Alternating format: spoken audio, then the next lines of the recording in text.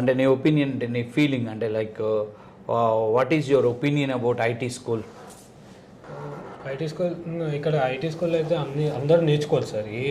ఏ background అదంతా ఏం సంబంధం ఉండదు సార్. అసలు ఎవరైనా ఈజీగా కోడింగ్ ఫ్రీగా ఫీల్ అవుతారు సార్. అంటే ఒక 2 months అట్లా కొంచెం కష్టం అనిపించచ్చు, కాకపోతే తర్వాత ఫ్రీ అవుతారు సార్. ఎటువంటి స్టూడెంట్ అయినా నాన్ ఐటీ కానీ అయినా డల్ స్టూడెంట్ ఎవరైనా సరే సార్ ఈజీగా కంఫర్టబుల్గా ఫీల్ అవుతారు సార్ కోడింగ్ చేయడానికి.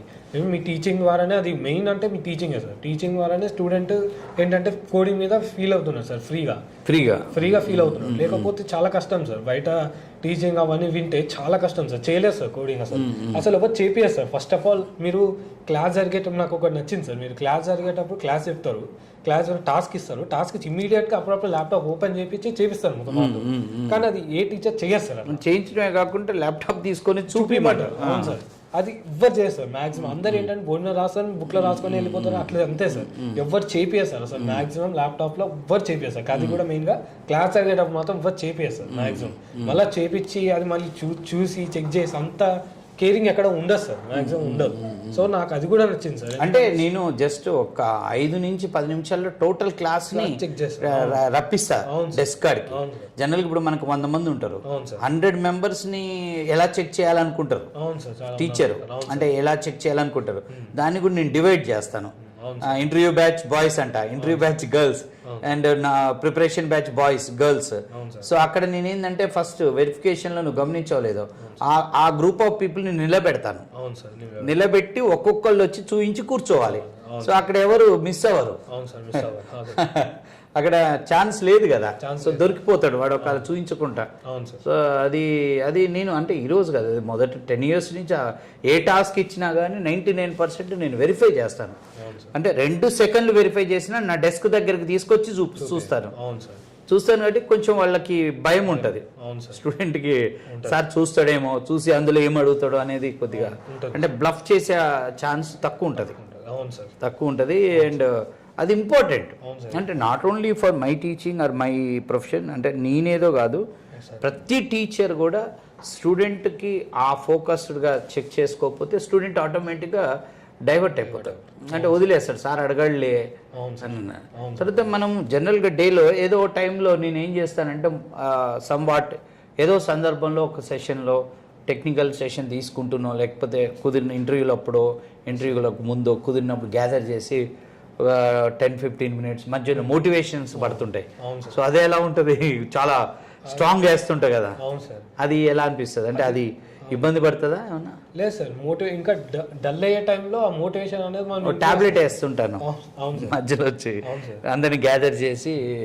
నేను when I feel stress also, when I feel that the students are getting dull, పిల్లలు డల్ అవుతున్నారు, ఎక్కడో డల్నెస్ కనపడుతుంది, అరే ఇట్లయితే ఎట్లా అని చెప్పి ఇమ్మీడియట్గా గ్యాదర్ చేసి ఒక్కోసారి కిందనే అందరినీ గ్యాదర్ చేసి, ఒకసారి పైన కింద గమనించారా లేదు, రీసెంట్గా మనం ఎక్కడికక్కడ మైకులు పెట్టి పడేసాం. అవును సార్, మైకులు, ఇది వైర్లెస్ మైక్స్.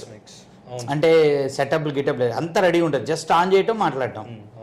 ఆ టైంలో మనం ఏం చెప్పాలనుకున్నాం అది చెప్పేస్తాం, అనౌన్స్మెంట్లు కానీ అండ్ మోటివేషన్. సో దట్ అంటే లైక్ ఈ 8 monthsలో మన ట్రైనింగ్ పీరియడ్లో చాలా స్పీచెస్, మోటివేషనల్ సెషన్స్ తీసుకుంటాం. సో అది ఎలా హెల్ప్ అవుతుంది స్టూడెంట్కి? సార్ చాలా హెల్ప్ అవుతుంది సార్ స్టూడెంట్స్కి. Motivation research main sir for స్టూడెంట్కి చాలా ఇంపార్టెంట్ మోటివేషన్. అంటే ఆ టైంలో నేను జనరల్గా నువ్వు గమనించలేవు, చాలా పర్సనల్ ఎగ్జాంపుల్స్ తీసుకుంటుంటా. Family, family, mother, father, brother, sister, ఇట్లా ఈ పాయింట్స్ వస్తుంటాయి కదా. సో అది కొంచెం అంటే కనెక్ట్ అవుతుందా స్టూడెంట్కి, ఇబ్బంది పెడుతుందా? కనెక్ట్ అవుతుంది సార్, కనెక్ట్ అంటే ఎమోషనల్గా తీసుకెళ్తా. అవును సార్, స్టూడెంట్స్ కళ్ళలోకి నీళ్ళు వస్తుంటాయి ఒకసారి. అవును సార్, నువ్వు గమనించవలేదు? చాలాసార్లు పేరెంట్స్ ఇప్పుడు ఇలా ఉన్నారు, తర్వాత వాళ్ళు రేపు 20 years తర్వాత వాళ్ళు డల్ అయిపోతారు, ఆ రోజు నీ వైపు చూస్తుంటారు, అప్పటికల్లా నువ్వు సెటిల్ అయి ఉంటే ఏం కాదు, లేకపోతే హాస్పిటల్కి వెళ్ళలేని పరిస్థితులు ఉంటాయి. సో అప్పుడు మనం బాధపడాలి, ఇట్లుంటుంది అట్లుంటుంది అని చెప్తుంటాం. Will be connected to all.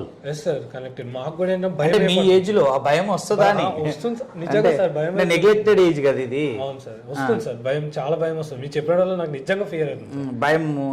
అంటే చాలా మంది నేను చూసిన గర్ల్స్ చూస్తుంటాయి, బాయ్స్ కూడా గర్ల్స్ కూడా, ఆ కనెక్టెడ్ టైంలో పేరెంట్ది గుర్తు తెచ్చేసరికి ఏడుస్తుంటారు. వాళ్ళ మూమెంట్ వాళ్ళని, అంటే నా ఉద్దేశం ఏంటంటే వీళ్ళు ఎక్కడున్న డైవర్ట్ అవుతున్నారేమో అనే ఒక భయంలో వాళ్ళని మళ్ళా ఫ్రాంక్గా చెప్పాలంటే ఎమోషనల్గా మళ్ళీ వాళ్ళని అంటే స్టడీస్ వైపు తీసుకురావాలని ప్రయత్నిస్తుంటాను. అవును సార్. సో దా హెల్ప్ అవుతుందా? హెల్ప్ అవుతుంది. అంటే before I come to give a motivational speech and after మీలో ఏమన్నా చేంజ్ ఉంటుందా? ఉంటుంది సార్, చాలా చాలా చేంజ్ ఉంటుంది సార్. ఫస్ట్లో మేము చాలా డల్ అవుతాం సార్ మెయిన్గా, అంటే ఏమన్నా గుర్తుకొస్తాయి ఫ్యామిలీవి అవి వాటి వీటి గుర్తొస్తే కొంచెం డల్ అవుతాం సార్. అదే టైంకి మీరు వచ్చి కొంచెం చెప్పేటప్పటికి ఓకే మనం అట్లా డల్ కాకూడదు, సార్ చెప్పారు కదా, కొంచెం మోటివేట్ అయ్యి మనమే మోటివేట్ చేసుకొని సెల్ఫ్ మోటివేషన్గా ఉండాలి అని మాకు ఉంటుంది సార్ అట్లా. Okay okay Praneeth, anyhow all the very best. Thank you sir. Very soon I hope you are going to get a job. And after you get a job, we sit for another interview with your family. Okay sir. Parents. Okay sir. Mummy, daddy. Okay. All the very best. Thanks.